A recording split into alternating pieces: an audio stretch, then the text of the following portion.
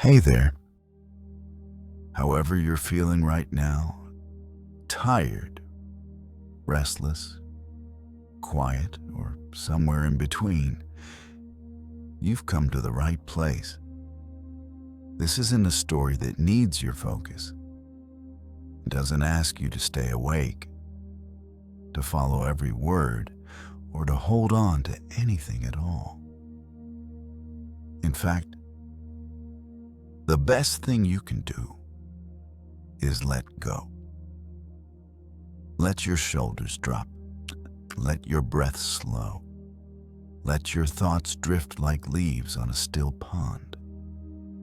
Because what you're about to hear is a journey, not through adventure or danger, but through stillness. Through a hidden valley where time forgets to rush, where the night wraps around you like a well-worn blanket, and where peace isn't something you find, but something that finds you. So get comfortable. Close your eyes if you like. And know this, you don't have to do anything tonight. Not even listen too closely. Just rest and let the story carry you into sleep. Once upon a time, though not long ago, and not far away, there existed a place that only appeared when the world grew still. It was called the Valley of Quiet Hours, and it opened its gates each night just after the last human thought had drifted into dreams. No roads led to this valley. No maps marked its location. You could only find it if you were ready to rest.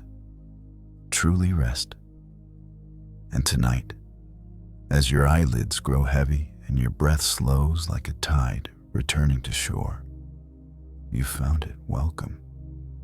The air here smells of lavender and old paper, of rain-washed stone and warm bread left to cool on a windowsill.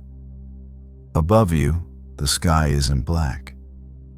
It's deep indigo, soft as velvet, stitched with stars that don't twinkle in urgency, but glow with a steady, patient light. They've been waiting for you.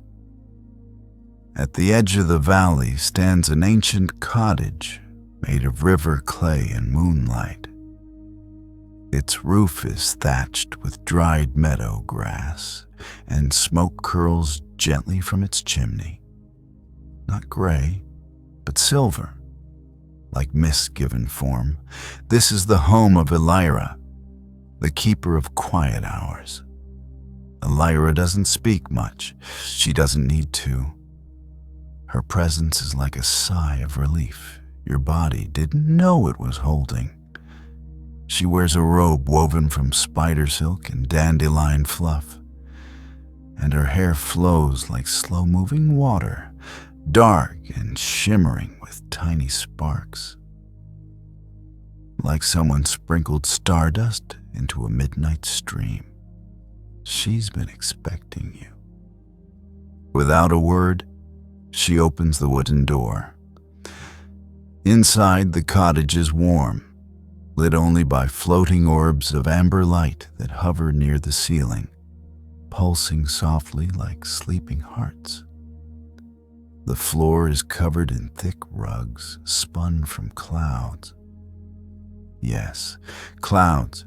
You can tell by how they cushion your steps, as if walking on breath itself.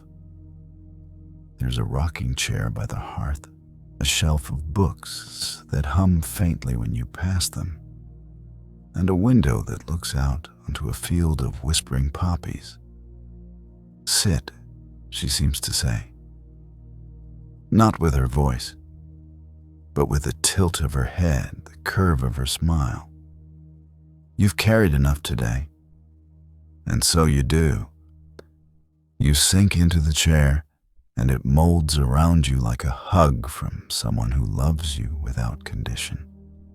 Outside, the wind moves through the poppies, and their petals release tiny sighs, each one carrying a worry you no longer need. One sigh floats away your fear of tomorrow. Another takes the echo of a harsh word spoken hours ago. Another lifts the weight of a task left undone. You don't have to fix anything here. Not tonight. Alira places a cup on the small table beside you. It wasn't there a moment ago.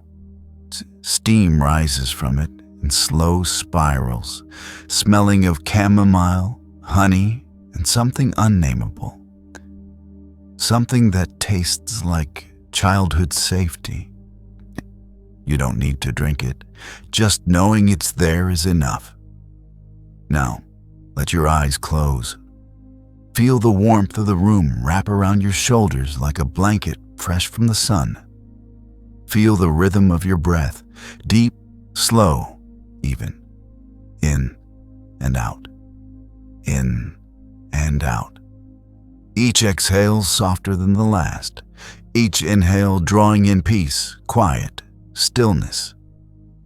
Outside, the poppies begin to glow, not brightly, just a soft golden shimmer at their centers, like tiny lanterns waking up. And as they glow, the field begins to hum. Not a loud hum, not a song with words, just a low, resonant tone, the sound of the earth breathing. It vibrates through the floor, up your legs into your chest, and your heart matches its pace. You are safe. You are held. You are exactly where you need to be. Time doesn't move the same way here. Minutes stretch like taffy. Hours curl around you like cats seeking warmth. There's no rush, no alarm waiting in the morning, no list of things to do. Only this moment, only this breath, only this quiet. Alira sits nearby, mending a tear in the fabric of night. She uses thread spun from comet tails and silence. Every stitch she makes seals another crack in the world's noise. With each pull of the needle, the air grows calmer.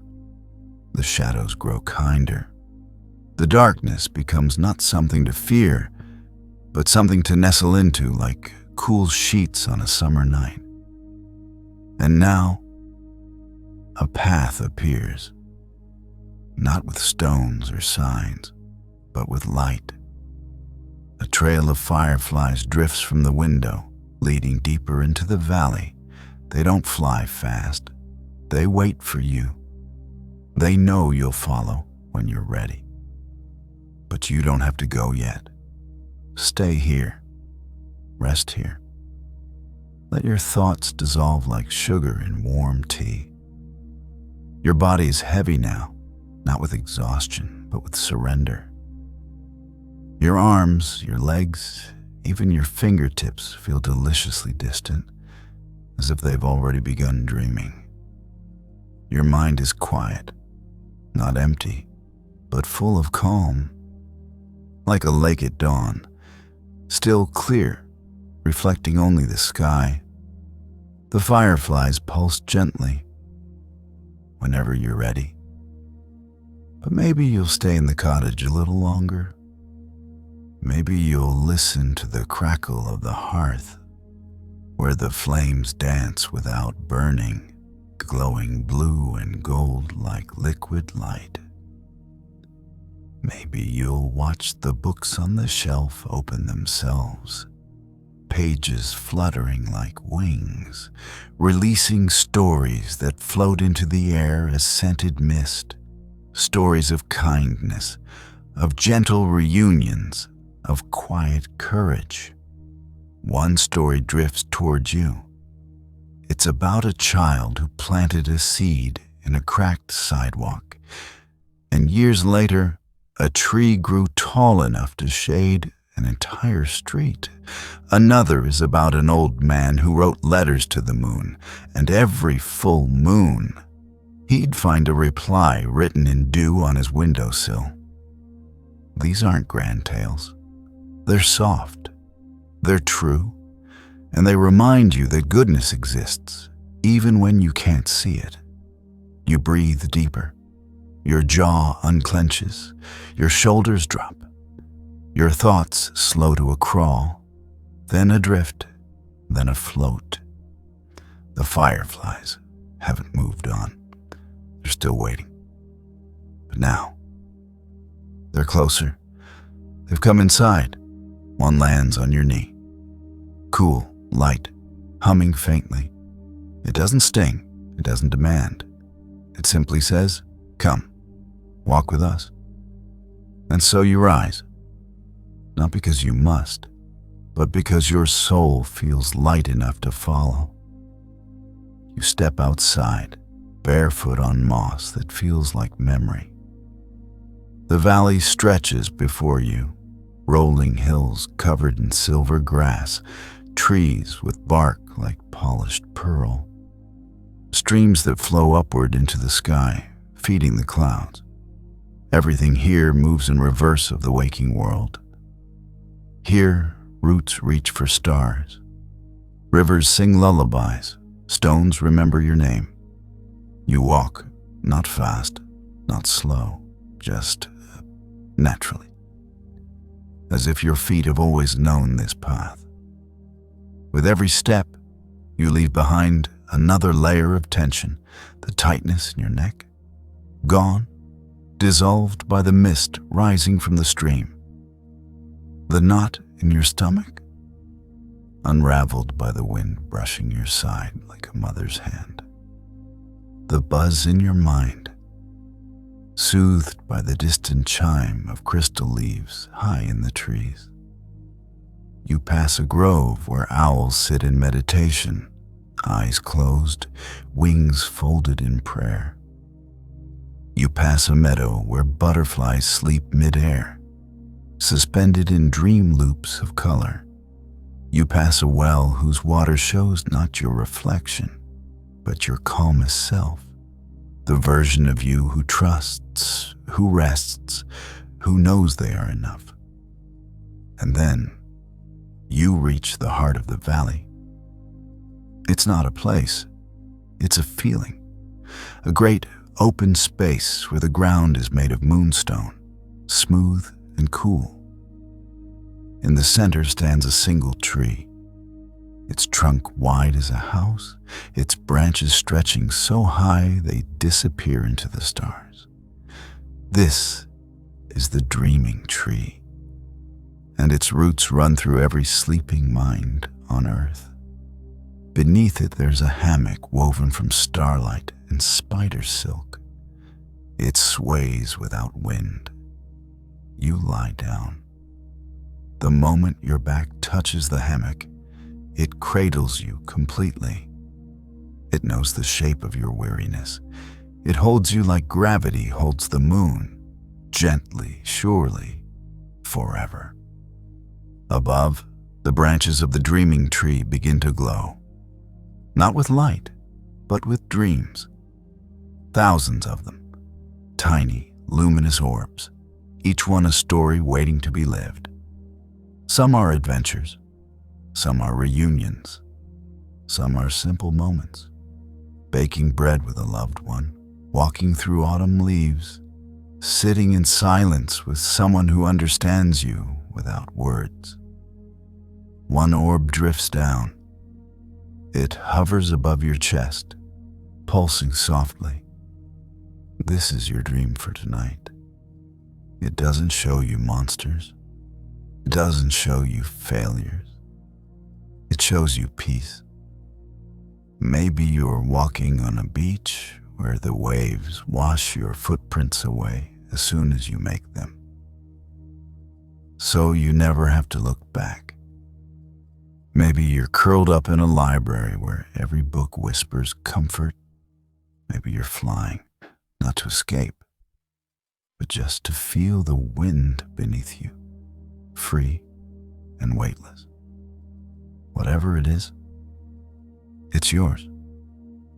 And as the dream orb sinks into your chest, you feel it bloom inside you, a warm, quiet flower of rest. Your breathing is slower now, almost imperceptible. Your body is fully relaxed. Your mind is adrift in softness. You're no longer thinking about sleep. You are asleep. Elira appears one last time, standing at the edge of the clearing. She doesn't speak. She simply nods, her eyes full of kindness. Then she turns and walks back toward the cottage, her form fading into the mist like a memory returning home. The fireflies gather around you, forming a gentle dome of light. The dreaming tree hums a lullaby older than time. The stars above blink slowly, once, twice, as if saying goodnight. And you are safe. You are loved. You are deeply, completely, peacefully asleep. Rest now. The world can wait.